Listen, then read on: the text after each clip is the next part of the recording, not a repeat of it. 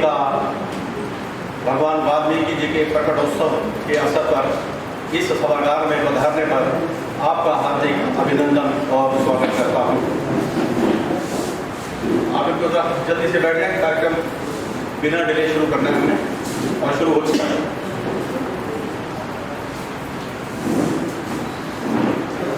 जैसा कि आप जानते हैं कि आज हम संस्कृत भाषा के आदि कवि व रामायण के प्रथम रचयिता, हिंदू समाज के ही नहीं बल्कि पूरी मानव जाति के गुरु भगवान वाल्मीकि हम सब के लिए प्रेरणा के पुंज रहे हैं।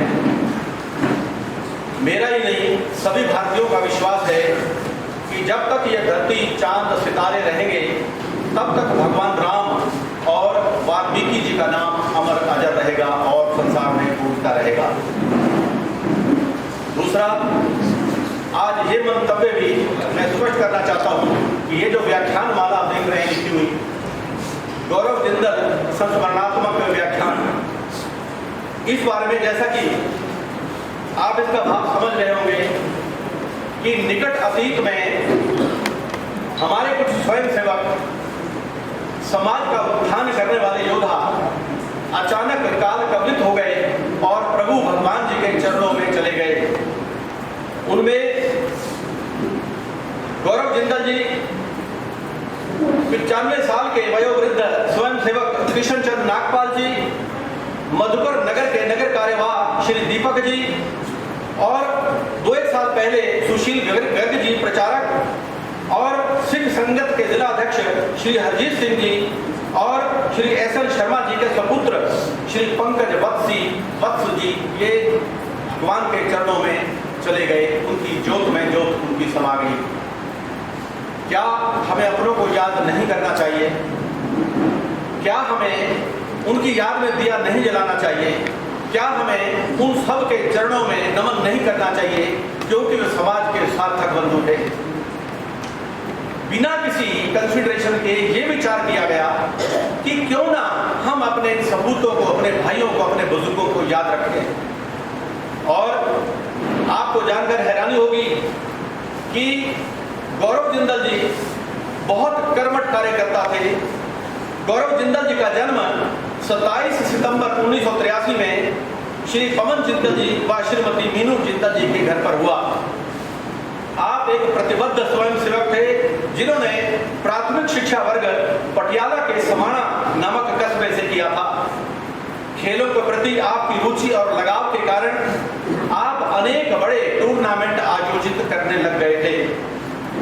आप ध्येयनिष्ठ थे और एक बार जो ठान लेते थे उसे हर हाल में आप पूरा करके चैन लेते थे।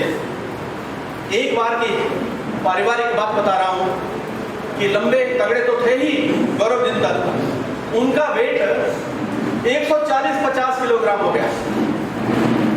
तो एक दिन विचार आया क्यों ना शरीर सौष्ठव की तरफ ध्यान दिया जाए और वजन को कम किया जाए। जैसा कि मैंने कहा कि वो दृढ़ संकल्प ही थे, तो उन्होंने 60 किलो वजन कर दिया, कम कर दिया और 90 किलो तक ले आए, यानी कि 60 किलो शेड कर दिया और 150 से 90 किलो तक ले आए।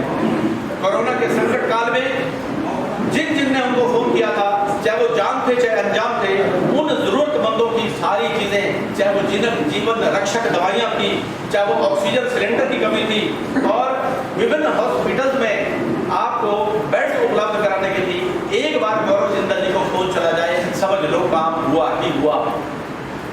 फोर्टिस अस्पताल की एक बार आपको एक घटना सुनाता हूँ। फोर्टिस अस्पताल में किसी को मिलने चले गए गौरव जिंदल जी। वहां हॉस्पिटल्स के डायरेक्टर ने कहा कि श्रीमान जी मात्र 2 घंटे की गैस बाकी है, अगर 2 घंटे तक गैस की सप्लाई ना आई तो ये 150 जीवन और मरण के संघर्ष में ये जितने रोगी पड़े हुए हैं ये संकट में आ जाएंगे। उन्होंने 1 मिनट देरी किए बिना फोन मिला दिया अपने पिताजी को कि आप मुख्यमंत्री जी से बात करें। डीसी पानीपत से बात किया क्योंकि भिवाड़ी से लेना था। राजस्थान सरकार ने अनेक कारणों की वजह से ट्रक रोक लिया कि हम तो राजस्थान को देंगे, हरियाणा को नहीं देते। चलो उस संकट को दूर करते हुए माननीय मुख्यमंत्री जी ने 1 मिनट की देरी लगाए बिना आपके फोन को स्वीकार किया और पानीपत के डायरेक्टर को जो रिफाइनरी है कि भाई तुरंत इसको आप गैस मुहैया करें, ट्रक भरवा के दे दें। इतने में हमारे बहुत शानदार मित्र यहाँ सब वशिष्ठ जी उनको भी कहा, तो वो स्वयं डीसी साहब और कमिश्नर साहब खड़े होकर ट्रक भरवा रहे थे। विशेष बात कहने की है कि जब तक ट्रक 2 ढाई 3 घंटे में आता, उससे पहले गौरव जिंदल जी ने 90 सिलेंडर अपने रसूख से, अपने व्यवहार से वो 90 सिलेंडर फोर्टिस हॉस्पिटल में पहले जमा करा दिए थे। और जब ट्रक आया तो ऑलरेडी जीवन जगत के प्रति अपने प्रतिबद्ध होने की भावना। और आप न केवल एक सफल उद्योगपति थे, आप उद्योगपति होने के हे भगवान, मुझे अंधकार से प्रकाश की ओर ले चल, विवेक की रोशनी की ओर ले चल। इसलिए पंच प्रदीप किए जाते हैं, रोशनी की जाती है घरों में। भारत माता जिसके अमंग है, जो हमारी मज्जा में है, जिसकी जमीन, जिसके ऑक्सीजन, जिसके फल फ्रूट, जिसकी हम फसलें ग्रहण करते हैं। और उसके बाद भगवान वाल्मीकि जी हमारे बीच, मैं परिचय कराता हूँ उसके बीच बारी बारी थोड़ी किस्तों में बीच में जरूर होकर आप में से ज्यादातर के नाम मैं घोषित करूंगा। एक बार ये बहुत शानदार कार्य हो रहा है, प्रभु पूजन का, राष्ट्र पूजन का, राष्ट्र वंदन का वो हो जाए। और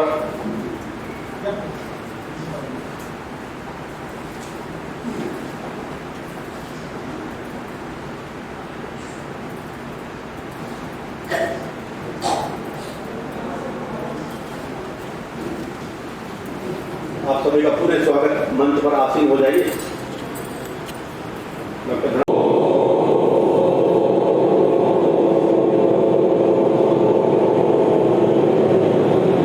इससे ये हुआ कि हमने तीनों के पुष्प अर्पण यहाँ बैठे बैठे करके, मैं अब गर्व महसूस कर रहा हूँ परिचय कराते हुए आज के मुख्य वक्ता स्वामी धर्मदेव जी के बारे में।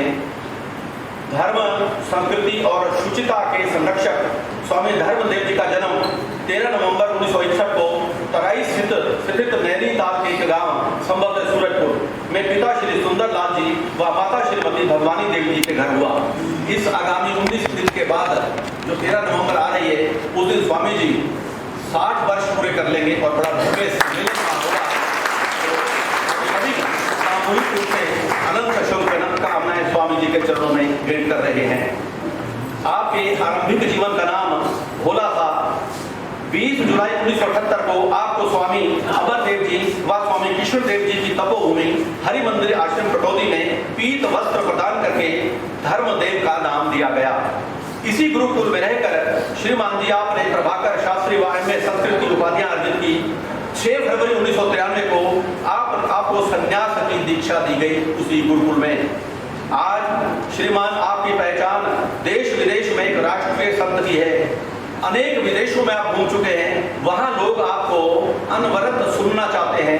देश के किसी भी भूभाग में कभी भूकंप आए या बाढ़ आए या बिहार में कोई दिक्कत आई, आपने एक ऋषि होने का, संत होने का फर्ज निभाया और लाखों टन सामग्री लेकर अपने शिष्यों के साथ, वेल विशर्स के साथ वहां पर पहुंचा और गांव को गोद लेकर वहां डेरा डाले बैठे रहे जब तक वहां हालात सामान्य नहीं हो गए।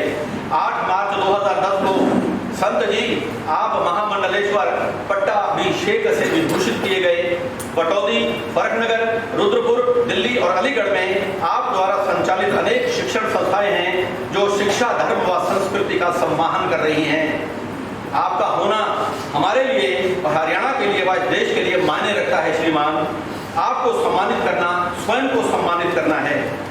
ये चेहरे का नूर जो आप देख रहे हैं, ये चमक सूरज के नहीं, आपके किरदार की है। संत जी, मैं अनुरोध कर रहा हूँ, भारत विकास परिषद गुरुग्राम की शाखा के अध्यक्ष, सहज और सरल व्यक्तित्व के धनी श्री सुभाष गुप्ता जी व संत रविदास महासभा गुरुग्राम के अध्यक्ष प्रधान श्री लाजपत जी, वो मुझे अभी दर्शन हुए थे उनके, लाजपत जी, वे आए और महाराज श्री के सम्मानित करें। महाराज जी को लाजपत जी।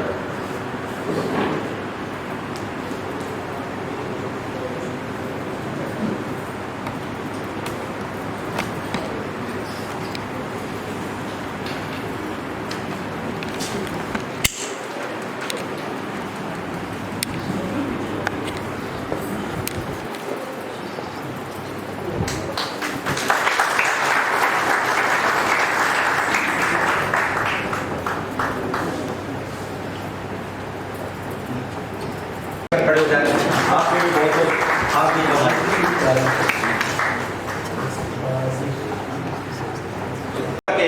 आप 4 वर्षों तक पंजाब व हिमाचल में यानी कि 2 प्रांतों में प्रचारक के दायित्व में रहे। आप गृहस्थ जीवन में प्रवेश करके एक जाने माने उद्योगपति के रूप में वर्तमान में सेक्टर 15 गुड़गांव में निवास कर रहे हैं। जिला कार्यवाह, माननीय जिला संघचालक, फिर विभाग और सह प्रांत संघचालक के अनुकरणीय दायित्व का निर्वहन करते हुए श्रीमान वर्तमान में आप हरियाणा प्रांत के माननीय प्रांत संघचालक, ऐसा आपके ऊपर दायित्व है। वर्ष 2013 में आपने अपने जीवन के 60 वर्ष पूर्ण किए और साथ ही व्यापार उद्योग से स्वमुक्त होकर यानी कि ऑटोमेटिक रिटायरमेंट लेकर आप राष्ट्र व समाज के उत्थान में पूर्ण समय प्रदान कर रहे हैं। आपने अपने जीवन काल में अनेक उपयोगी अभियानों का मार्गदर्शन किया है, उसको दशा और दिशा दी है। समाखा में उद्घाटन की बाट जो रहे लगभग निर्मित हो चुके सेवा साधना केंद्र की परिकल्पना, उसकी डिजाइनिंग, उसके स्ट्रक्चर की रचना, उसकी साज सज्जा और संलग्न भूमि पर जैविक खेती और भवन निर्माण की कलात्मकता, इसके लिए आपकी भूमिका सदैव पवन जी याद की जाती रहेगी, अविस्मरणीय रहेगी। आप जानकर आपको अच्छा लगेगा कि पवन जी स्वयं एक सफल कृषक और बड़े जमींदार रहे हैं। आपको सम्मानित करने के लिए मैं निवेदन कर रहा हूं श्री सुमेर तंवर जी को व सकारात्मक प्रवृत्ति वाले श्री देवेश गुप्ता जी जो सचिव हैं भारत विकास परिषद गुरुग्राम शाखा के। आप दोनों महाया हुआ है, अगर बेटा मधुर गर्ग हो तो वो भी अपने स्थान पर खड़ा हो जाए, नहीं तो उनकी अनुपस्थिति में ही उनको शुभकामनाएं। देवेश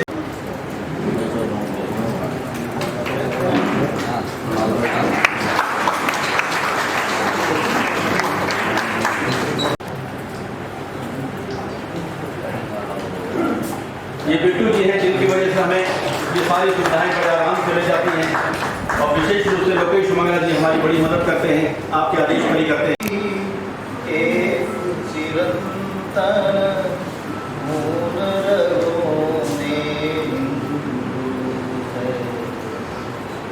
संस्कृति सबकी एक चिरंतन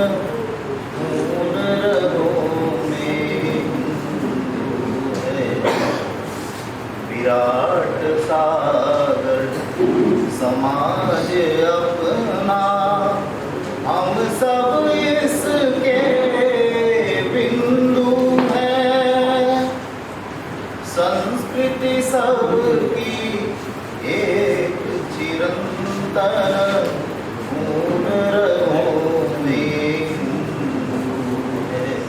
सम्मान के योग्य परम श्रद्धेय महामंडलेश्वर स्वामी धर्मदेव जी,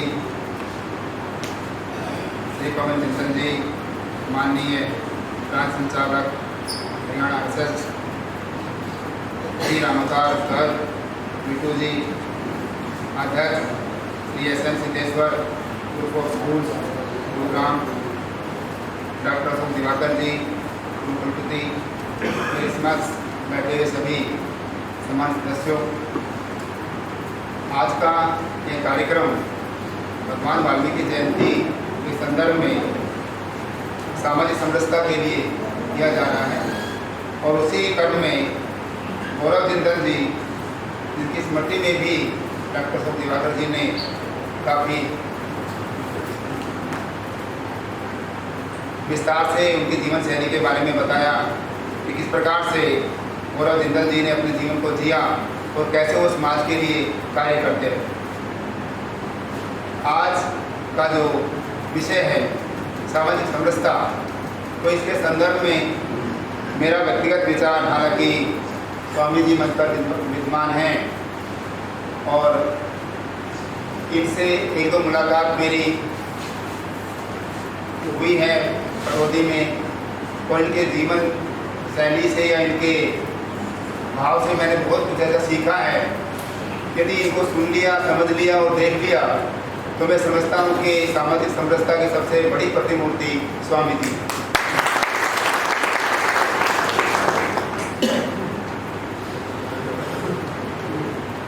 भारत में इतनी अधिक जातियां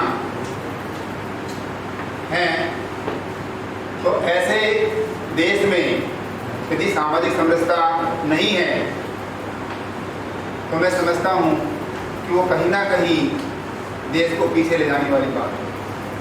यहाँ सामाजिक समरसता का महत्व और भी अधिक बढ़ जाता है।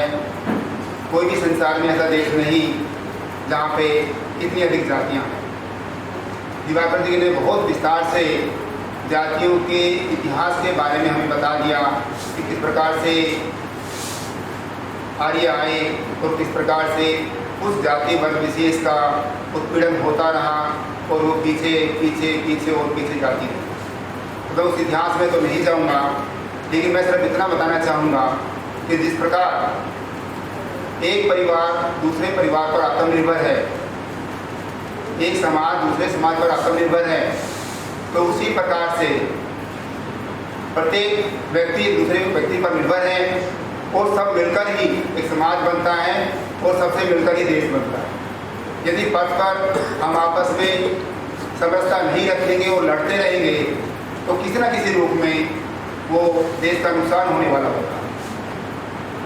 जहाँ तक प्रत्येक व्यक्ति से अपेक्षा की जाती है कि वह व्यक्ति देश प्रेमी होना चाहिए, वो किसी भी देश में रहने वाला हो, प्रत्येक चाहे वो सरकार है चाहे कोई संस्था है, सबसे उम्मीद ये की जाती है कि वो देश प्रेमी पहले हो, और देश प्रेमी नहीं है तो उसके लिए कानून भी है। मेरा व्यक्तिगत ये मानना है कि जहाँ व्यक्ति को देश प्रेमी होना चाहिए वहाँ उसको समरस भी होना चाहिए और इसका जरूर लाभ समाज को मिलेगा, ऐसी मैं कामना करता हूँ।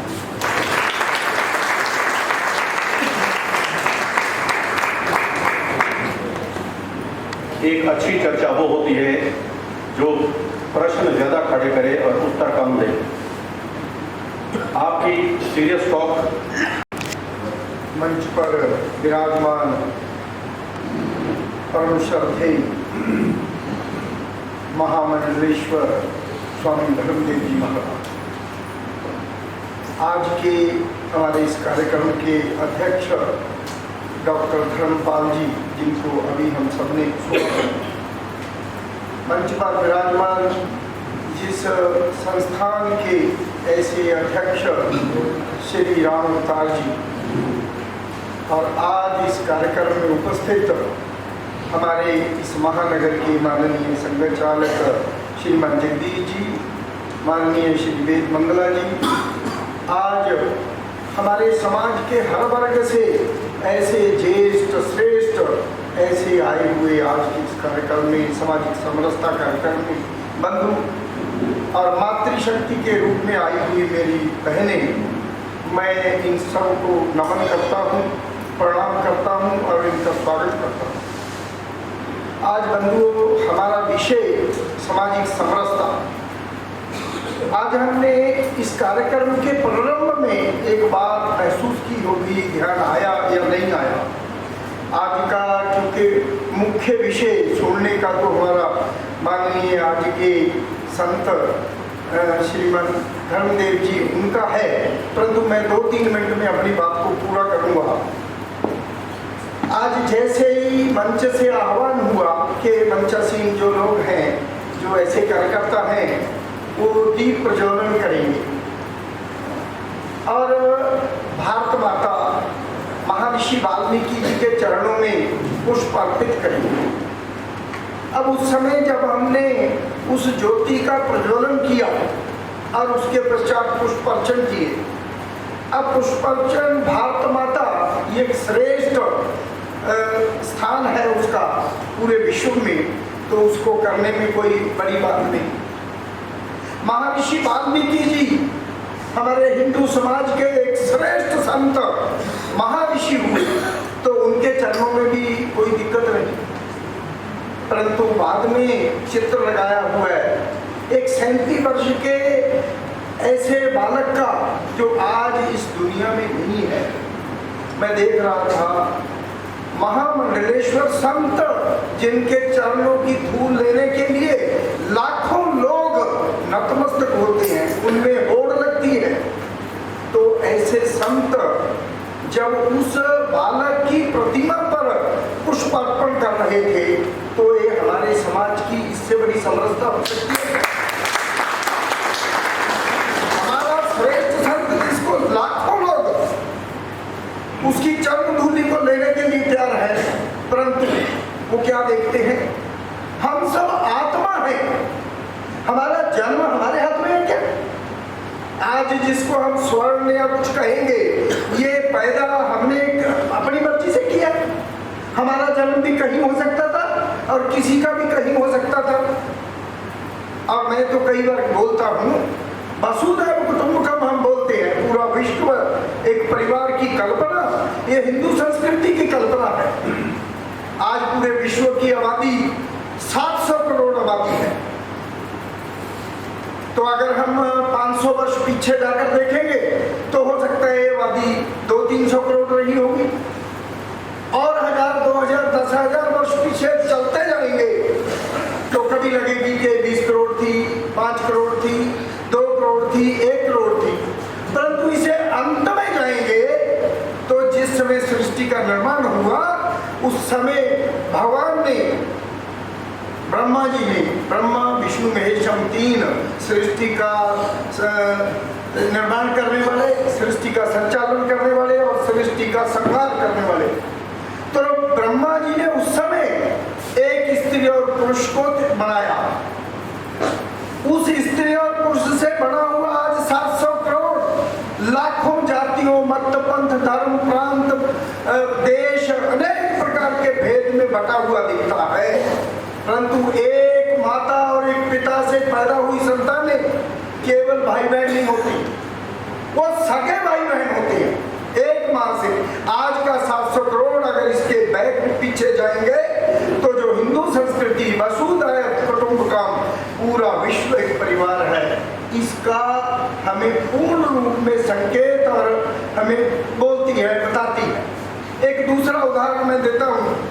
हमारे समाज की व्यवस्था को चलाने के लिए हमारे समाज में 4 प्रकार की वर्ण व्यवस्था, ब्राह्मण, क्षत्रिय, वैश्य, शूद्र।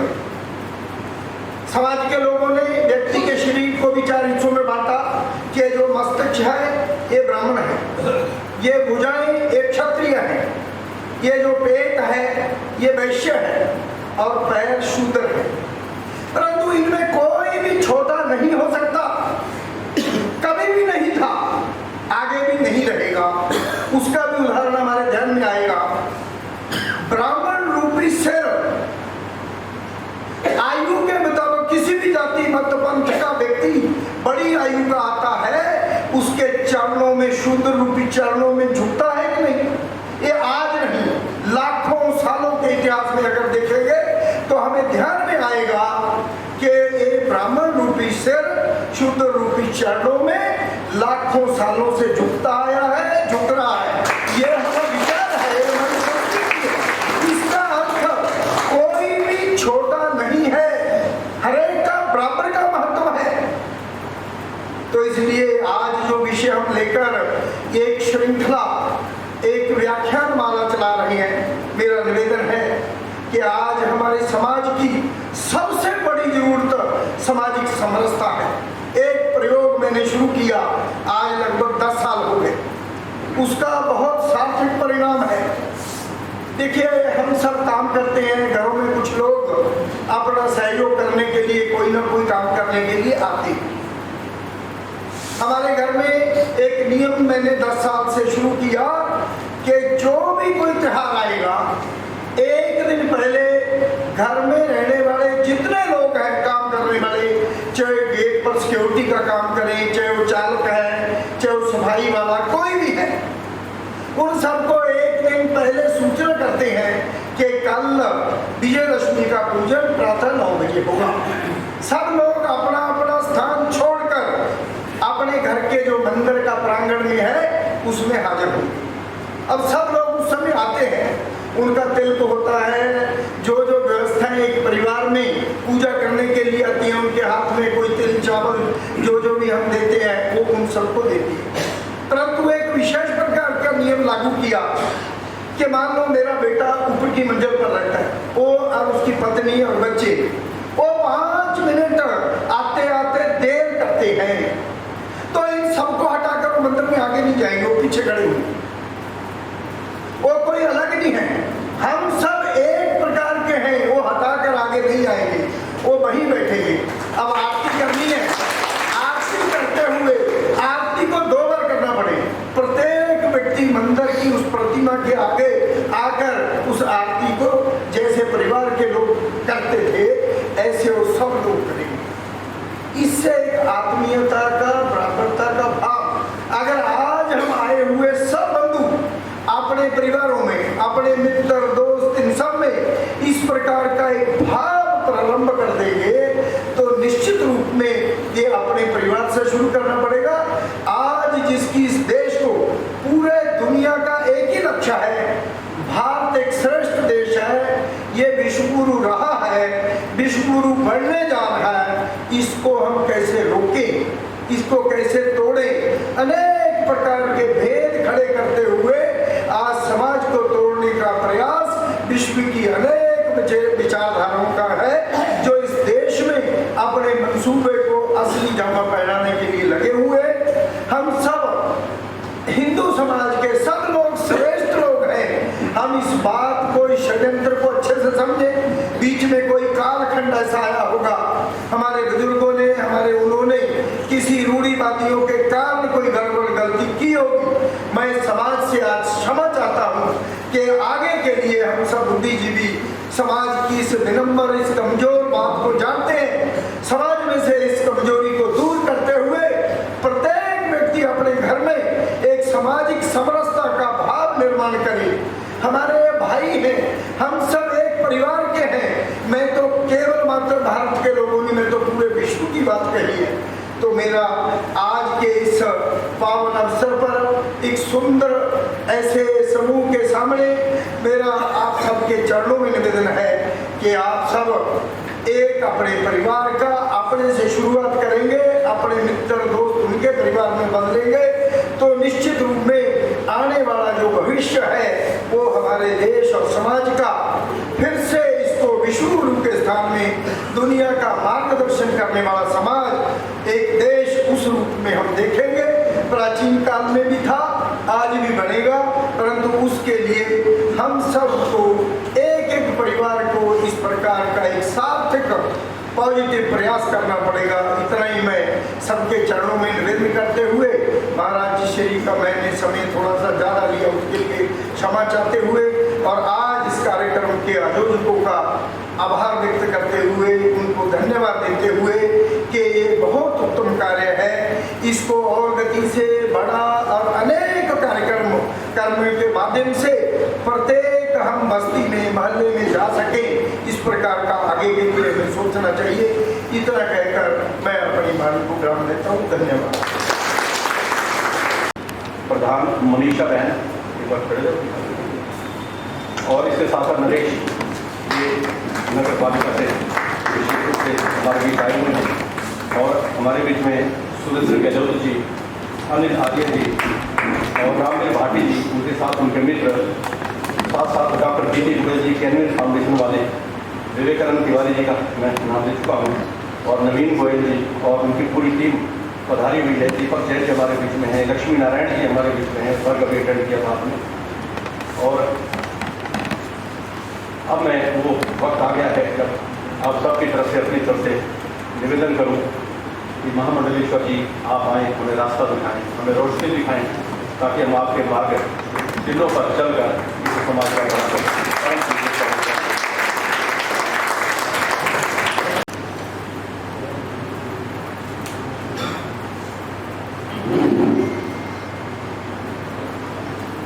सारी दुनिया के वाले मालिक अपार ब्रह्म परमेश्वर, परमपिता परमात्मा अखिलेश्वर जगदीश्वर, मेरे भगवान सर्वशक्तिमान, मेरे राम, मेरे घनश्याम, आपके चरणारविंद में मेरा बारंबार प्रणाम है। मेरे आराध्य, मेरे पूज्य, भारतीय संस्कृति के संवाहक, इसके रक्षक और पोषक, मेरे परम गुरुदेव, मेरे श्री गुरुदेव, उनके श्री चरणों का सिमरण करता हूँ, वंदन अभिनंदन करता हूँ। आज महती प्रसन्नता का विषय कि हमारा प्यारा प्यारा ये ऐतिहासिक नगर गुरुग्राम में शारदा के मंदिर में आयोजित ये दिव्य भव्य कार्यक्रम सामाजिक समरसता मंच जिसके सौजन्य से आयोजित, इसमें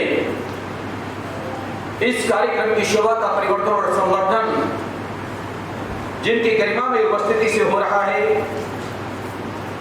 ऐसे मेरे प्रेमास्पद स्नेहास्पद जिनका मेरा हृदय का नाता है, स्नेहिल भाव से ओतप्रोत जिनका जीवन ममता और प्यार और त्याग का प्रतिबिंब आप में परिलक्षित होता है, श्रीमान श्री पवन जिंदल जी, आपके साथ साथ हमारे आदरणीय सम्माननीय परम शिक्षाविद जिनका उद्बोधन संबोधन आप हम सभी लोगों को प्राप्त हुआ, और हमारे पड़ोस में, क्योंकि मुख्य रूप से मुझे लोग पटौदी का कहते हैं, वैसे तो मैंने कई बार इस बात को कहा, फिर उल्लेख करते हुए आगे बढ़ना चाहूंगा कि फकीरों से तुम मत पूछो ठिकाना उनके रहने का, जहां आसन जमा बैठे वहीं समझो मकाम उनका। बात आती है कि वैसे तो सारा जहां अपना है, वसुधैव कुटुंबकम की बात बार बार आ रही थी, और स्वामी धर्मदेव की तो निजी सोच भी यही है, लेकिन फिर भी आधार कार्ड में पता भैया पटौदी का है। तो पटौदी के हमारे पड़ोसी हैं, हमारे आदरणीय सम्माननीय श्रीमान श्री धर्मपाल जी, डॉक्टर धर्मपाल जी, आपको हमने सुना।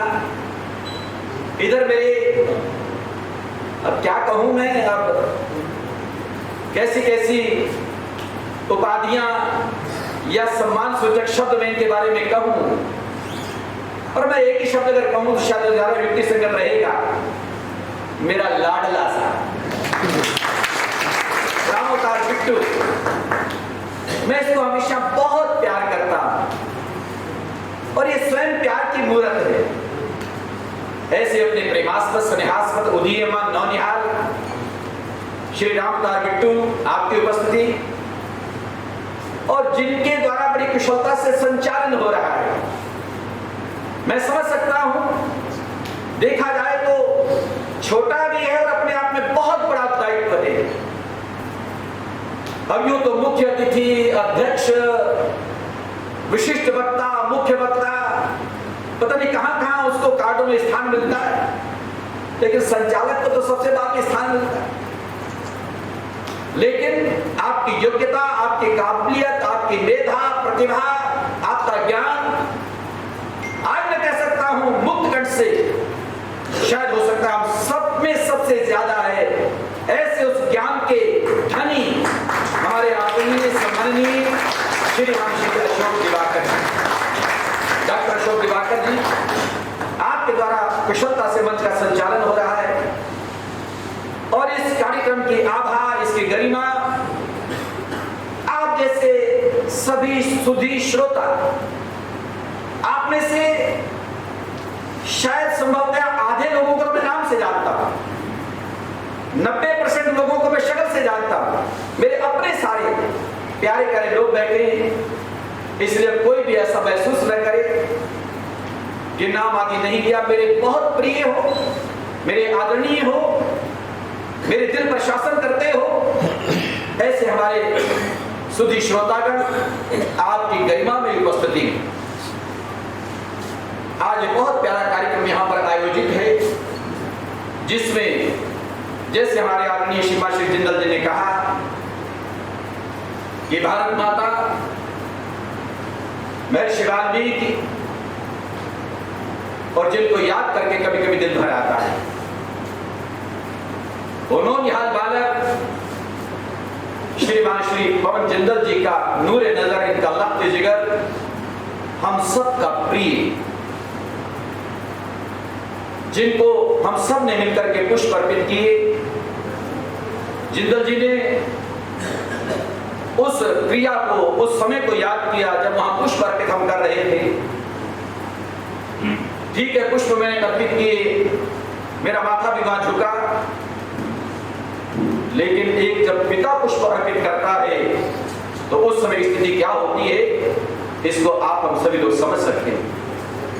वो दृश्य मेरी भी आंखों के सामने है, मैं भूल नहीं सकता कि जिस पिता ने जिस बालक को जन्म दिया हो, आज उन्हीं के द्वारा उनको एक पुष्पांजलि दुनिया से जाने के बाद उनको दी जा रही हो, ये दृश्य हृदय विदारक हो सकता है। लेकिन आज उनकी भी स्मृति में एक व्याख्यान का कार्यक्रम, जिसमें अब स्वामी धर्मदेव आपके सामने है अपनी बात कहने के लिए, 15 से लेकर के 20 मिनट बात करूंगा, ज्यादा समय नहीं, क्योंकि समय की अपनी मर्यादा भी है और मेरी भी व्यवस्था है।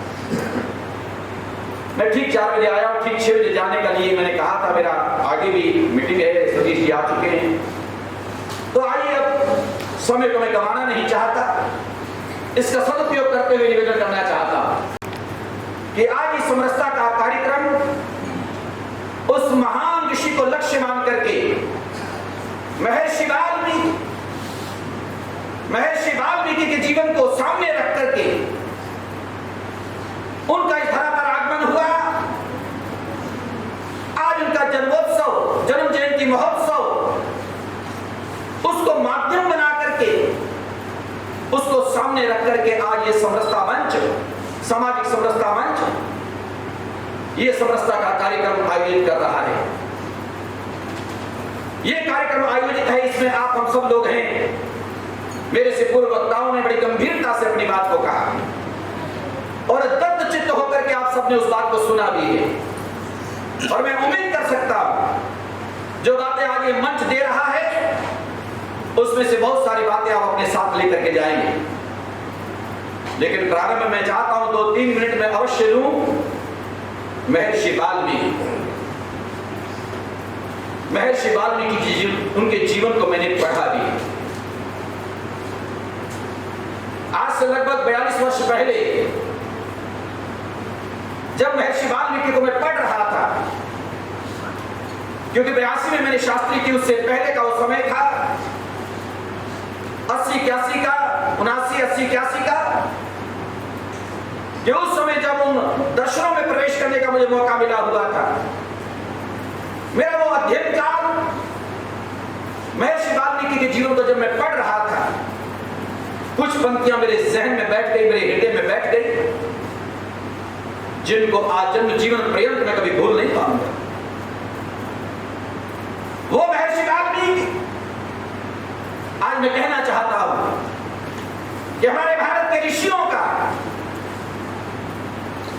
इसको हालांकि संकीर्णता में बिल्कुल ना बांधा जाए, नाम भारत डालूंगा, भारत पर मुझे गर्व है, मैं गौरवान्वित होता हूं जब भारत की बात करता हूं। और डॉक्टर दिवाकर जी इस बात को अच्छी तरह से जानते हैं, मुझे कई बार आप सुन चुके हैं, मैं एक बार में अनेक बार पुकार के कहता हूं, और केवल यहां नहीं, समुद्र पार भी जाके कहता हूं, दुनिया के किसी देश में खड़ा होता हूं, वहां भी कहता हूं, और उन लोगों की, उनके देश की तारीफ भी करता हूं, प्रशंसा करता हूं। कई प्रशंसनीय चीजें उनके देश की हैं। 22 से लेकर के 25 देशों में मुझे आज तक जाने का मौका मिल चुका है, वहां की प्रशंसा करता हूं। लेकिन शायद कोई ऐसा देश या कोई ऐसा कार्यक्रम रहा हो, चाहे स्विट्जरलैंड में आज से 3 साल पहले वहां पर संयोग से 21 जून आ गया और वहां हमने योग दिवस मनाया, चाहे 3 साल पहले लंदन में खड़े होकर के इंग्लैंड में गीता जयंती के कार्यक्रम में स्वामी धर्मदेव था, मुझे कहीं भी कुछ कहने का, बोलने का अवसर मिला, तो मैंने उस लाइन को हमेशा कहा, आज उसको याद करते हुए दोहरा देना चाहता हूं, इस सारे जहां से अच्छा हिंदुस्तान। मुझे गर्व है इस बात पर कि हम भारतवासी हैं, और ये भारत ही तो है जो मुख्य रूप से समरसता की बात करता है। आज समरसता को लेकर के कार्यक्रम हो, और उसमें जहां से इसका उद्गम होता है, जहां की मिट्टी पर पलने वाला व्यक्ति, जहां की मिट्टी पर उत्पन्न होने वाले अन्न को खाने वाला व्यक्ति, उससे बगने वाला खून जिसके धमनियों घूमता है, दौड़ता है, ऐसा भारतवासी वो इस बात को न कहे कैसे हो सकता है? समरसता, समानता। अभी मैंने गीता का जरा सा उल्लेख किया, 5158 वर्ष हो चुके हैं, अभी पूरे हो रहे हैं दिसंबर में। जब ये एकादशी आएगी मार्गशीर्ष की, लगभग दिसंबर में आती है, मार्गशीर्ष महीने की शुक्ल पक्ष की एकादशी, वो दिन था एकादशी का कि जिस दिन ज्योति सर में खड़े होकर के रथ पर आरूढ़ भगवान कृष्ण अर्जुन को उपदेश देते। मैंने कहा था पहले भी इस बात को, आज पुनः कह रहा हूं, वो भगवान कृष्ण का वो गीत, भगवान कृष्ण का रंगे मैदान, जंग के मैदान में, रण क्षेत्र में, वो उनका गीत था जो बाद में श्रीमद् भगवद गीता कहलाया। अपने गीत में उन्होंने एक शब्द कहा था, हो सकता है आज मेरे से उस शब्द को पहली बार आप सुनेंगे, पर गीता में है वो। गीता में भगवान कृष्ण ने कहा था, आज से 5158 साल पहले, अर्जुन समत्वम योग उच्यते, समत्वम योग उच्यते, ये गीता का वाक्य है। समत्वम योग उच्यते, समता ही योग है। मैं कोई विषय याद करके नहीं आया, मुझे पता भी नहीं था कि इस तरह का कार्यक्रम, समय होता नहीं। अब कल आया नैनीताल से साहब पहुंच गया मैं देहरादून में, रात को यहाँ आ गया, यहाँ आकर के मैं तो तार बार देखे सारे, और मेरे रोम रोम में रचा बसा हुआ है मेरे भारत का स्वाभिमान, मेरे भारत की जीवन पद्धति, मेरे भारत की संस्कृति। गीता का एक वाक्य, गीता के 700 श्लोकों को मैंने ढंग से पढ़ा हुआ है। 574 श्लोक ऐसे जो भगवान कृष्ण ने अपने मुखारविंद से कहे, और उसमें समत्वम योग उच्यते 18 योगों का उल्लेख बेशक से हो, लेकिन मुख्य रूप से भगवान ने कहा कि अर्जुन, अगर सही मायनों में कोई समता है, कोई सही मायनों में कोई योग है, वो समता में है, समत्व में है। समत्व योग उच्यते। और इधर जैसे कि मैंने कहा, तो मुझे 2 मिनट वो बात जरूर कहनी चाहिए। भूमिका वहीं से आ रही थी, बात यहां तक पहुंच गई। महर्षि वाल्मीकि 9 लाख साल पहले की बात। हे महर्षि वाल्मीकि, आपका जन्म, आपका प्रादुर्भाव होता है, आपका जीवन आगे बढ़ता है, लेकिन एक समय वो आएगा, ऋषियों की भूमि, मैंने कहा मेरा भारत देश, एक ऋषि का हृदय देखो, क्या कोमल हृदय, सुकोमल हृदय, करुणा से पूर्ण हृदय आपका, करुणा से भरा हुआ हृदय मेरे भारत के ऋषि का, और जिसका प्रभाव आज भारत के हर नागरिक और हर हृदय में दिखाई देता है। हर हृदय की बात कर रहा हूं। आज अगर तमसा से स्नान करके आते हैं, उन्होंने किसी ब्राह्मण क्षत्रिय वैश्य को नहीं देखा था, ना उस समय थे, या यूं कहूं कि किसी इंसान को भी नहीं देखा था, कोई आदमी को नहीं देखा था। उस हालात में केवल और केवल 2 पक्षियों को देखा था, 2 पक्षी, और जिसमें एक पक्षी को छुपे हुए लुप्त अपने व्याध ने तीर से बींध डाला था या मार डाला था।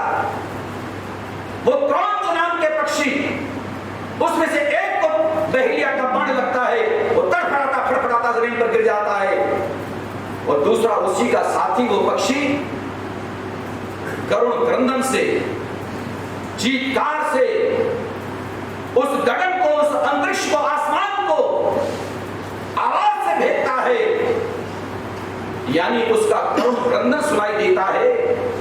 बस केवल मात्र उस पक्षी के उस करुणा भरे स्वर को सुनकर के ऋषि का हृदय द्रवीभूत हो जाता, करुणा से भर जाता, और ऐसा करुणा से भरा कि आज उन्होंने एक पल नहीं लगाया। डॉक्टर साहब बैठे हैं, बहुत क्रोधा है आप, और आप में भी बहुत सारे मनीषी लोग यहाँ बैठे हैं, डॉक्टर धर्मपाल जी बैठे हैं, पवन जी भी हैं। उससे पहले दुनिया में पद्य रचना नहीं थी, गद्य होते थे, गद्यात्मक भाव होता, कोई श्लोक धरती पर नहीं था। मैं तब की बात कर रहा हूं महर्षि वाल्मीकि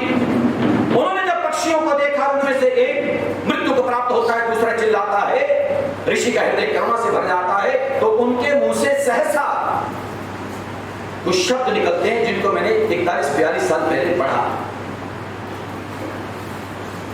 कि प्रतिष्ठाम त्वमग् में शाश्वती समान। अरे कौन है तो मैं जानता नहीं, पर आज जो तूने जालिम ऐसा कर्म किया है, तू इस धरती पर माफ करने के काबिल नहीं है। बेकसूर, निरपराध, ये बेसहारे बेचारे, ये आनंद में विचरण करने वाले पक्षी, और इन जोड़े में से एक को तूने अलग कर दिया, बिछुड़ गया जोड़ा, और करुणा से रो रहा है, दूसरा पक्षी चिल्ला रहा है। ऋषि का हृदय इतना द्रवित होता है, उसे रहा और सहा नहीं जाता, और आके उनके मुंह से ये शब्द निकले उस समय उस दृश्य को देखकर कि तू जो भी है जहां भी है, आज ऋषि के हृदय की आवाज ये कहती है कि मानिशाद प्रतिष्ठान त्वमग् में शाश्वती समान यत्क्रांच मिथुनादेकम अधिकामोइनम। आनंद में निमग्न इन दोनों पक्षियों में से एक पक्षी को मारने वाले तो जो भी है, आज ऋषि का हृदय, उसकी अंतरात्मा से एक आवाज निकलती है, तो 100 साल तक सुख शांति को प्राप्त नहीं कर पाएगा। ऐसा अभिशप्त हुआ वो व्यक्ति कह लिया, लेकिन बात यहां में करुणा की कर रहा। कैसी करुणा एक ऋषि के हृदय में एक पक्षी के उस पीड़ा और कष्ट को देख करके जन्म लेती है। उनकी जयंती हम मनाएं, हालांकि जब ये शब्द उनके मुंह से निकले ना, ये अपने आप एक श्लोक बन गया। ये सबसे पहला धरती का श्लोक है ये, मां निषाद प्रतिष्ठान त्वमग् में शाश्वती समान यत्क्रांच मिथुनादेकम अधिकामोइनम। ये छंदोबद्ध श्लोक बन गया। और कहा यह जाता, मैंने ये भी पढ़ा था इसके आगे, कि उसी समय ब्रह्मा वहां प्रकट हुए। जब ये शब्द निकला, गगन भेदी आवाज निकली और श्लोक छंदोबद्ध बना, उसी समय कहते हैं ब्रह्मा वहां पर प्रकट हुए, सामने प्रत्यक्ष। और ब्रह्मा कमल के फूल पर जब है, थोड़ा सा अंतरिक्ष में है, नीचे धरती पर तो नहीं आए, लेकिन वहीं से आज महर्षि वाल्मीकि के सामने हैं, और वहीं से महर्षि वाल्मीकि से कहते हैं, ऋषे प्रबुद्धोसि वागाग्नि ब्रह्मणि तद ब्रूहि रामचरितम्। ये शब्द है, हे ईश्वर, तुम तो बहुत प्रबुद्ध हो। आज पहली बार धरती के ऊपर एक श्लोक निकला है, एक पद्य निकला है, और ये चतुरानंद ब्रह्मा आज तुमसे निवेदन करता है। कमाल की बात। ब्रह्मा ने कहा, हे महर्षि, आज ये चतुरानंद तुमसे निवेदन करता है, तद ब्रूहि रामचरितम्, तुम राम के चरित्र को लिखो। तब उन्होंने रामायण लिखी, जो संस्कृत की रामायण, और उसी संस्कृत की रामायण का महर्षि वाल्मीकि का ये बात, जो कि प्रभु राम का जीवन चरित्र लिखते हैं। और वहां पर प्रभु श्री राम अपने भैया लखन से कहते हैं लंका के किनारे पर कि अपनी स्वर्णमयी लंका लक्ष्मण मह्यम न रोचते, जननी जन्मभूमिश्च स्वर्गादपि करिष्यसि। एक तो जननी होती है, राम ने कहा, महर्षि वाल्मीकि कलम ने लिखा, एक जननी होती है, दूसरी जन्मभूमि होती है, ये स्वर्ग से भी बढ़ के होती है। प्रभु श्री राम का वाक्य महर्षि वाल्मीकि की हृदय की रचना कलम के माध्यम से हमारे सामने है। वो महर्षि वाल्मीकि आज उनकी जन्म जयंती को लक्ष्य करके सामाजिक समरसता का विषय रखा गया है। मेरे प्रिय, जहां गौरव जिंदल को हम स्मरण करते हैं और उनको याद करते हुए सामाजिक समरसता की बात आज हम करते हैं, निश्चित रूप से श्रीमान श्री पवन जिंदल जी ने अपने हृदय की बात कही, घर परिवार की बात कही, और मुझे लगता है हर बात की कहीं न कहीं से शुरुआत होती है। केवल मात्र आज रामायण की बात करना चाहूं, चारों वेदों में से कुछ ऋचाओं की बात करना चाहूं, गीता के श्लोकों की बात करूं, या पुराणों का स्पर्श करूं, स्मृतियों के अंदर प्रवेश करने की बात करूं, कर सकता हूं। पर मुझे लगता है कि अगर मैं अपने निजी जीवन की कोई घटना बताऊं, शायद हो सकता है कि ज्यादा असरदार हो। श्रीमान श्री जिंदल जी ने अपने घर की बात बताई। जिंदल जी, हो सकता है कि शायद कोई ग्रंथों की, संतों की कोई ऐसी बात विस्मृत भी हो जाए, लेकिन जो आज आपने कहा कि घर में आरती कैसी होती है, कौन बाद में आता है, पीछे आता है, पीछे बैठ जाता है, इसको जीवन भर नहीं भूलूंगा। कुछ बातें अपना असर छोड़ती, प्रभाव छोड़ती। इसी प्रकार से डॉक्टर धर्मपाल जी ने भी कहा। स्वामी धर्मदेव आपके सामने है। 1 मिनट की, 1.5-2 मिनट की घटना मैं जरूर सुनाना चाहता हूं। बात अब की नहीं है, कोई लगभग 28-20 साल पुरानी। पटौदी मेरा 44वां साल चल रहा है। 82 में शास्त्री कर जीवन आगे बढ़ रहा था, और अपने उसी हरि मंदिर में, मंदिर के अंदर विद्यार्थियों को देखभाल करने वाले, भगवान की पूजा करवाने वाले आचार्य प्रवक्ता, हो सकता है किसी को हमारे सुभाषियाल तो जानते हैं, श्री भगवान दास, नाम लेके कह रहा हूं, नहीं रहे दुनिया में वो, लेकिन उन्होंने एक विद्यार्थी को ये कह दिया, पता लगा उन्हें कि ये बच्चा हरिजन है। जैसे पता लगा हरिजन है, उन्होंने आदेश जारी कर दिया कि तू लंगर में प्रवेश नहीं करेगा, जहां भंडारा बनता है वहां तो प्रवेश नहीं करेगा। संयोग से मंदिर के बाहर से मेरा मंदिर में आना हुआ 28-30 साल पहले। मैंने देखा वो बच्चा दीवार के किनारे खड़ा हो रो रहा था। मैंने कुदरती उस बच्चे से पूछ लिया, मैंने, बेटा क्या बात होगी, किसने मारा है? वो बच्चा आज भी साक्षी है, इस समय शिक्षक है, रामबास गांव का है, विजय बैठा है, सब जानते हैं, रमन। मैंने कहा बेटा क्या हुआ? सुबह सिसकी लेकर के बड़ी मुश्किल से उसने मुंह खोला। मैंने जब बार बार पूछा, उसने बताया कि ऐसे ऐसे, क्योंकि मैं हरिजन हूं, पर आज मुझे मना कर दिया गया कि तूने भंडारे में, लंगर में नहीं जाना। बस उसका ये कहना था, जो उनको मुझे कहना था वो बात की बात है, उसका जिक्र मैं नहीं करूंगा। लेकिन उस बच्चे के बाजू को मैंने पकड़ा, सीधा लंगर में ले आया, और लंगर में ले आके जो भंडारी थे उनसे मैंने कहा, क्योंकि ड्यूटी तब भी लगती थी, आज भी है, कि जो विद्यालय के आचार्य, अध्यापक या ऐसे व्यक्ति हैं जिनको कुछ चाय, पानी, भोजन अगर कक्ष में पहुंचाना होता है तो ड्यूटियां लगती हैं विद्यार्थियों के हमारे यहाँ। तो मेरे लिए भी 1-2 विद्यार्थी लगते थे। तो मैंने कहा अब के बाद ये बच्चा लंगर में आकर के भोजन यही कराए। अब स्वामी धर्मदेव को भोजन कराना है, महाराज धर्मदेव को भोजन कराना है। 28 वर्ष तो मुझे ये संन्यास लिए हुए हो गए, और 43वां वर्ष जा रहा है। 20 जुलाई आपने बताया 1978, 44वां वर्ष जा रहा है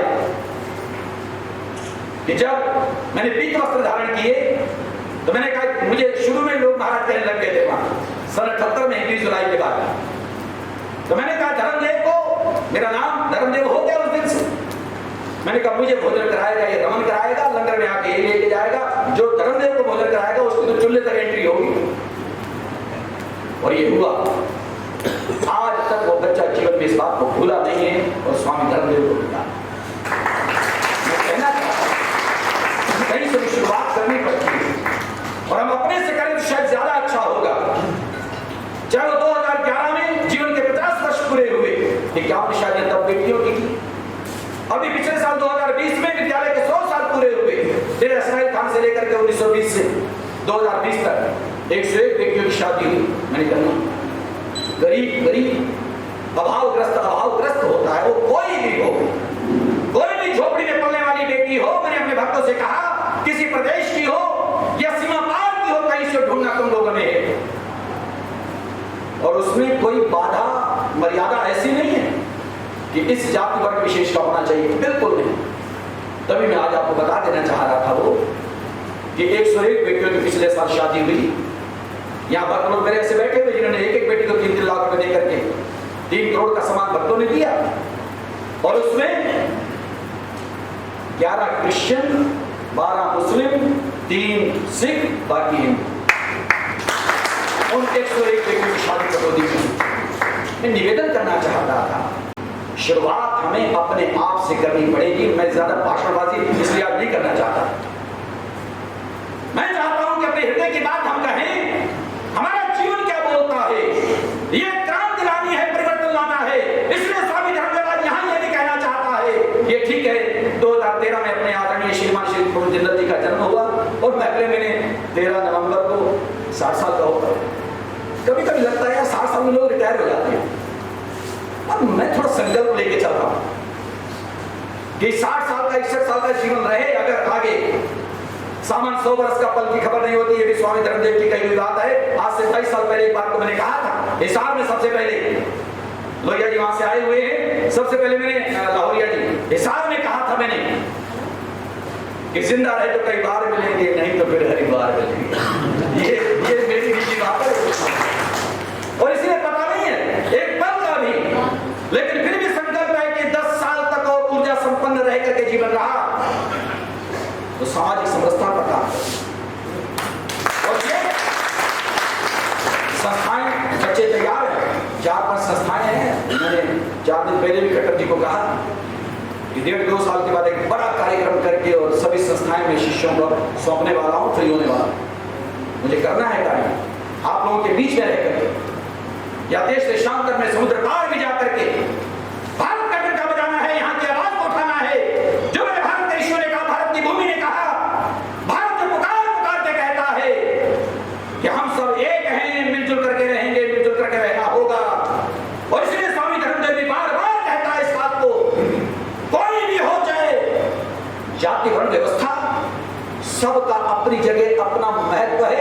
यह समझना कहीं मैं विरोध कर रहा हूं, कहीं विरोध होगा मेरे स्वर से समझ जाना, लेकिन इन सब का सम्मान मैं करता हूं, अपने हृदय से करता हूं। इसलिए चाहते हो तो मैं वाक्य भी कह देना चाहता हूं।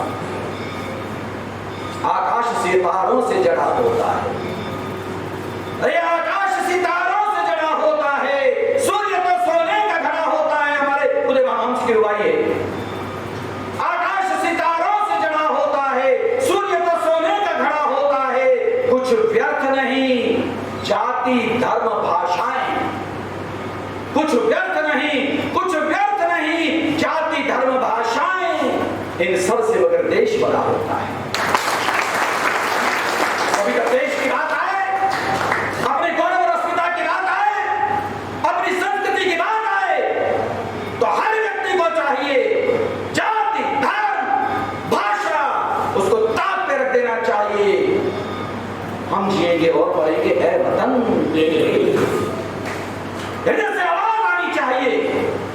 और फिर इसको कहीं संकीर्णता में मत डालना कि स्वामी धर्मदेव आप तो सन्यासी। भारत की बात करना भी एक संकीर्णता में बंधना होता है। नहीं मेरे प्यारो, भारत की बात करने का मतलब यह जो सारी धरती और सारी दुनिया और सारे प्राणियों के बारे में सोचता है वो भारत की आवाज है। इसलिए भारत की गौरव गाथा को गाएंगे, भारत की बात सुनाएंगे। इसलिए कहीं भी जाता तो वहां मेरी ये पंक्ति हमेशा रहती है कि भारत का रहने वाला हूं, भारत की बात सुनाता हूं, भारत के गीतों को गाता हूं। मेरा भारत सिखाता है, भारत की भूमि, भारत की आवाज, भारत का ऋषि, भारत का मंत्र, वो हमको हमारे जीवन का रास्ता देता है, यानी मानवता। और मैं प्रमुखता से कहना चाहता हूं, समरसता का इससे बड़ा कोई सूत्र हो नहीं सकता कि हर मानव को, आज श्रीमान जिंदल जी ने भी कहा, अगर 750 करोड़ लोग दुनिया में हैं, दुनिया के 200 के आसपास देश हैं, ये 7.5 अरब लोग, किसी के 4 हाथ नहीं है, किसी के 4 कान 4 आंखें नहीं है। इसी तरह से 2 पैर 2 कान 2 आंखें, कोई 2 हाथ, एक पेट वही एक सिर, सबका यही है।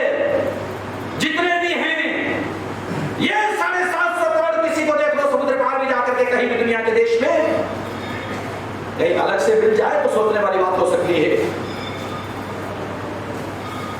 उसको नाम कोई भी दे सकते हैं, लेकिन है तो इंसान, है तो मानव। इसलिए स्वामी धर्मदेव आज यहां कहना चाहता है, सामाजिक समरसता, मानवतावादी जीवन हो, मानव धर्म को छोड़ करके और कोई धर्म की आवश्यकता है। मानव धर्म सबसे प्यारा, सबसे ऊंचा, सबसे अच्छा कोई अगर धर्म है और वो मानव धर्म है। मानवतावादी इंसान हो, मानवतावादी आदमी हो, 750 करोड़ दुनिया के हर आदमी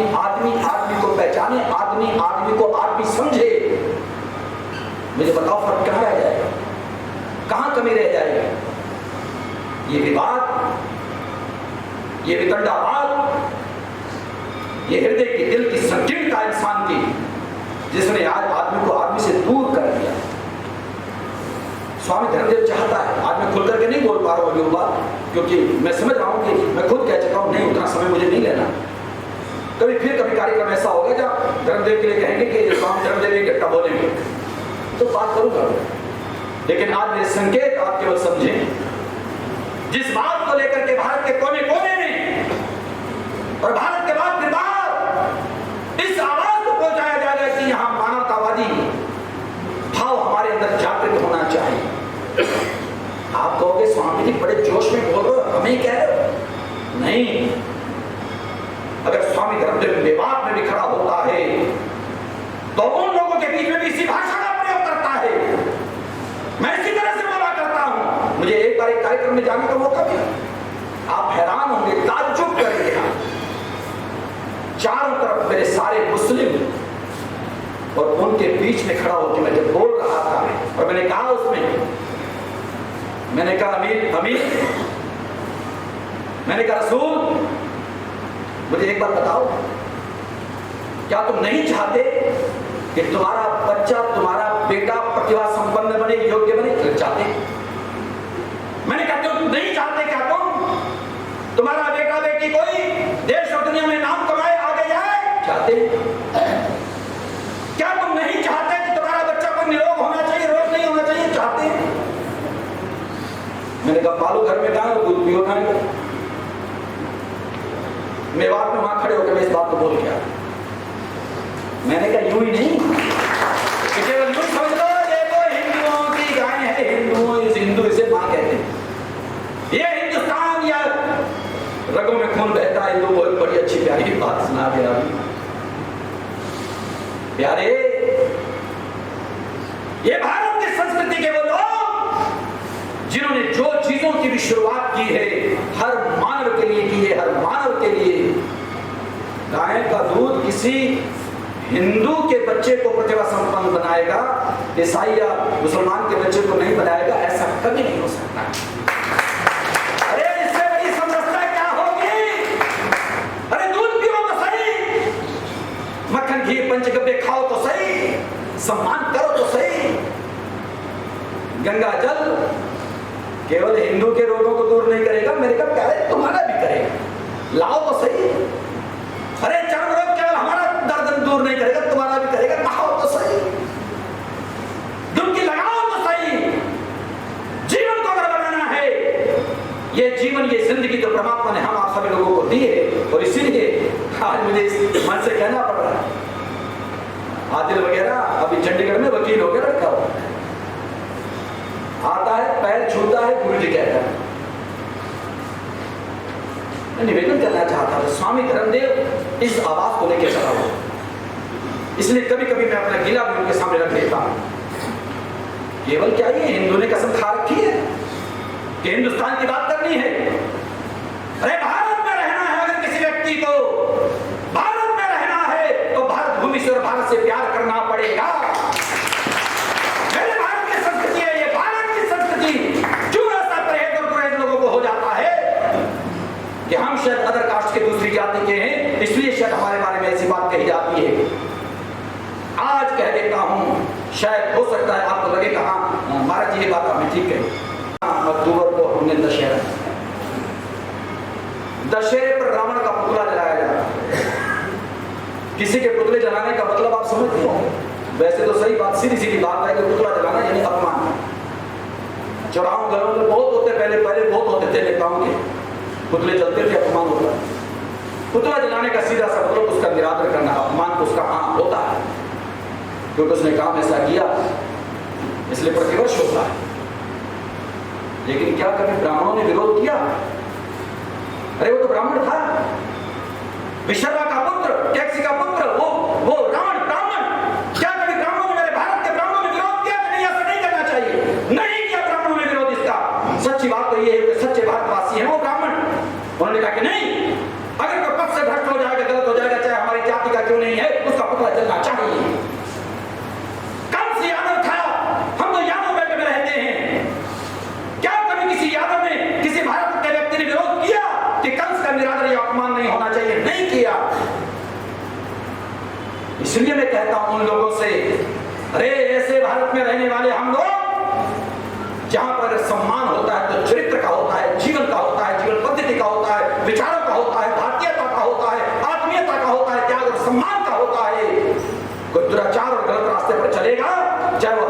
अपनी जाति में पैदा क्यों नहीं हुआ, उसका गिरादत होगा, उसका सम्मान नहीं हो सकता, वो आप नहीं कर सकते। काहे को लोग ये पागल हो जाते हैं, कुछ लोग किसी एक जाति वर्ग की बात का कोई गलत रास्ते पर चलने वाला व्यक्ति उसका जब नाम आता है तो उसी बिरादरी के कुछ लोग उसके साथ हो लेते हैं। क्या मतलब होता है? स्वामी देव बड़े हो सकता है बड़ी कठोर बात बोल रहा है, क्या मतलब होता है ये? हमें ये देखना चाहिए कि इसका आचरण कैसे रहा, इसका व्यवहार कैसे रहा, इसका काम कैसे रहा, किस काम की सलाह किसको मिल रही है वो मिलनी चाहिए। वहां जाति पात इनसे जीवन को ऊंचा उठाना चाहिए। अगर हम सही मायनों में भारतीय कहलाना चाहते हैं तो भारत की ये भूमि की आवाज है शुरू से सामाजिक समरसता।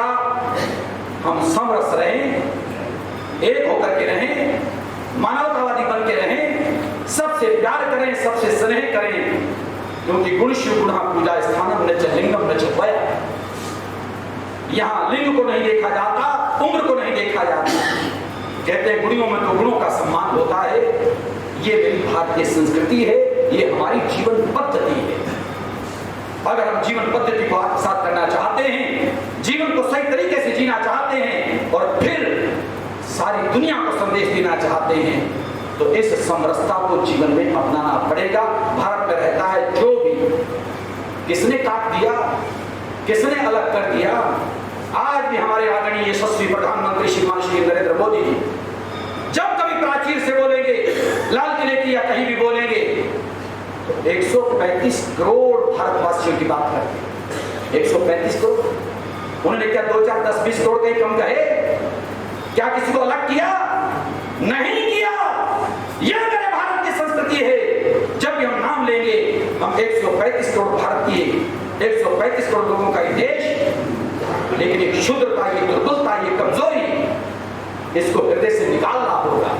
शायद हो सकता है किसी को थोड़ा कठोर बात भी लगी हो, लेकिन भैया अब हम तो साधु थे, जो बात आ जाती है दिल में फिर अटलनी फेंक के मानते। तो मुझे लगता है अगर सामाजिक समरसता को लेकर कोई कार्यक्रम हो और उसके विपरीत ये बात कही हो तो मुझे नहीं लगता।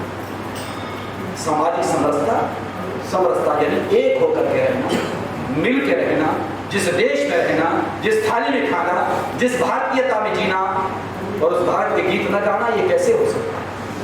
भारत का सम्मान, भारत का गौरव बढ़े और उसके बाद जो फिर हमारी भारत की वो आवाज सर्वे भवन्तु सुखिनः सर्वे सन्तु निरामया, सारी दुनिया के लोग सुखी होने चाहिए, सारी दुनिया के प्राणी निरोग होने चाहिए। सर्वे भद्राणि पश्यन्तु मूल मंत्र है मेरी भारतीय संस्कृति का। हम हर एक का कल्याण देखें। मां कश्चित दुख भाग भवे, कहीं किसी प्रकार का दुख नहीं होना चाहिए। केवल भारत की सीमाओं के अंदर नहीं, सीमाओं के बाहर भी, समुद्र पार भी सभी सुखी होने चाहिए, सभी निरोग होने चाहिए। यह भारत की आवाज है, भारत की सोच है, इसलिए बार बार मैं भारत की बात कर रहा हूं।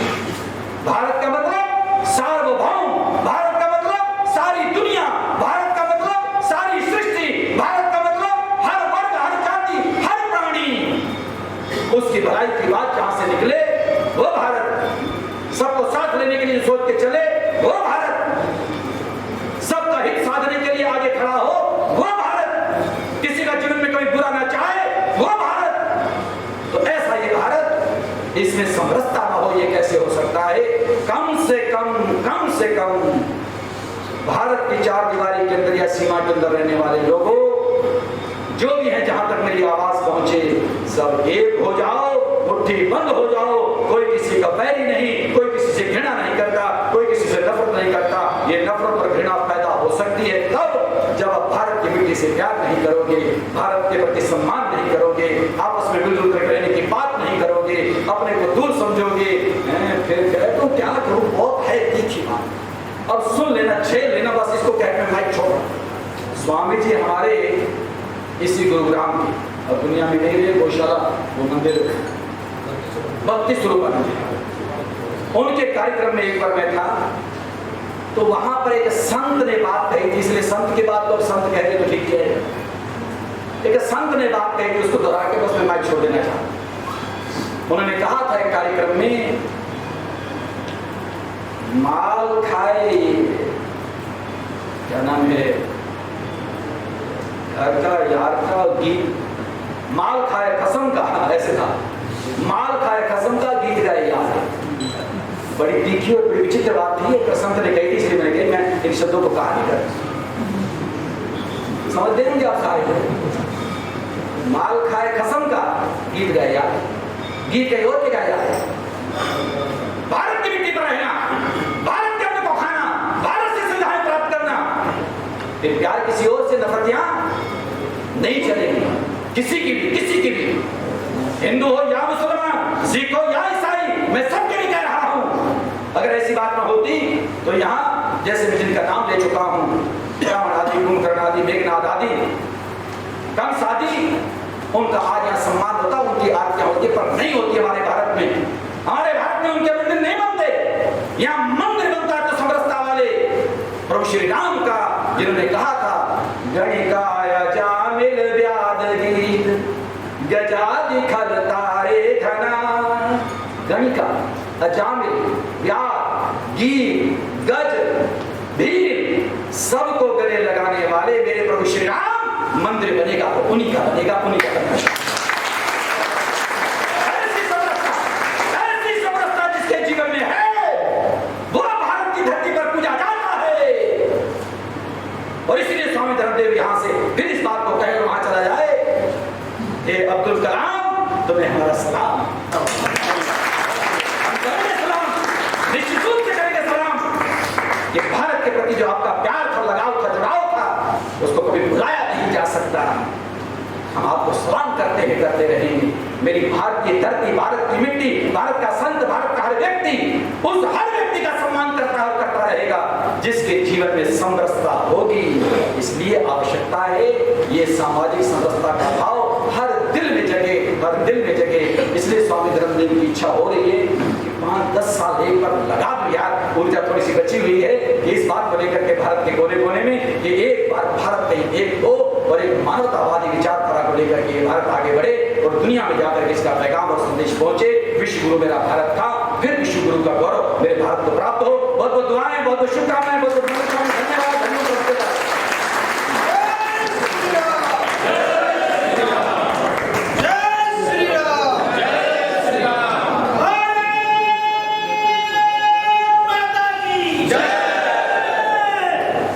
स्वामी जी का मिस नारायण सिंह मंत्र मुग्ध कर देने वाला उद्बोधन सुनने के बाद निश्चित रूप से एक बात साम्यता पाई जा रही है। डॉक्टर धर्मपाल जी ने वही बात कही जो स्वामी धर्म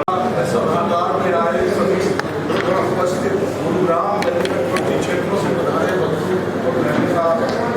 हृदय से आभार व्यक्त करता हूँ। मैं धार्मिक विकास परिषद दावा शाखा के सभी पदाधिकारियों, माननीय सदस्यों का विशेष सहयोग देने के लिए आभार व्यक्त करता हूँ। विशेषतः सुभाष गुप्ता जी, प्रवेश जी, का विशेष आभार। स्कूल प्रबंधन द्वारा सभागार व अन्य सुविधाओं के लिए इस ग्रुप के चेयरमैन श्री रामपाल बिट्टू जी और उनके सहयोगी श्री लोकेश